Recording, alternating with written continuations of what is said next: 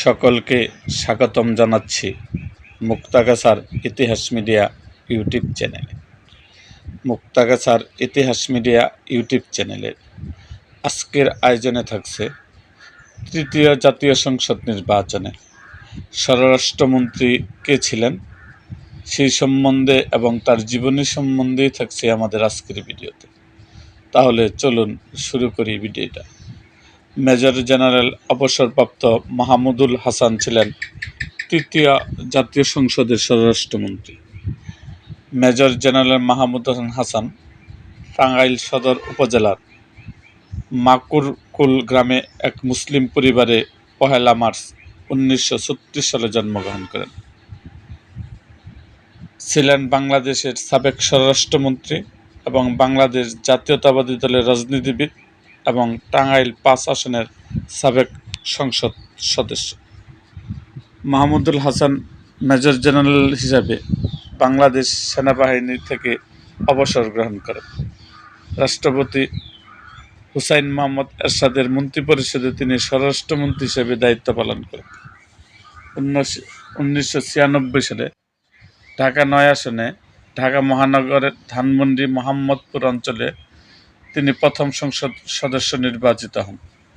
1988 সালে জাতীয় পার্টি টাঙ্গাইল সদর 5 আসন থেকে দ্বিতীয়বারের মতো সংসদ সদস্য নির্বাচিত হন। আবার 1991 সালে জাতীয় পার্টি থেকে জাতীয় সংসদ সদস্য নির্বাচনে তিনি টাঙ্গাইল সদর 5 আসন থেকে চতুর্থবারের মতো সংসদ সদস্য নির্বাচিত হন। পরে 1996 ফেব্রুয়ারির নির্বাচন ও 2001 সালের নির্বাচনে বাংলাদেশ জাতীয়তাবাদী দল থেকে সংসদ সদস্য ছিলেন। 2012 সালে জাতীয় পার্টির এমপি আবুল হাশেমের নির্বাচন বাতিল হওয়ার পর উপনির্বাচনে পুনরায় নির্বাচিত হন। ডিসেম্বর 2018 নির্বাচনে আওয়ামী লীগের সানোয়ার হোসেনের কাছে পরাজিত হন। তিনি বাংলাদেশ জাতীয়তাবাদী দলের বিএনপি ভাইস চেয়ারম্যান ছিলেন। তিনি তার ক্ষুদ্র জীবনে 6 বার সংসদ সদস্য নির্বাচিত হয়েছিলেন। তিনি 1989 থেকে 1990 জাতীয় মাদক দ্রব্য নিয়ন্ত্রণ বোর্ডের চেয়ারম্যান ছিলেন।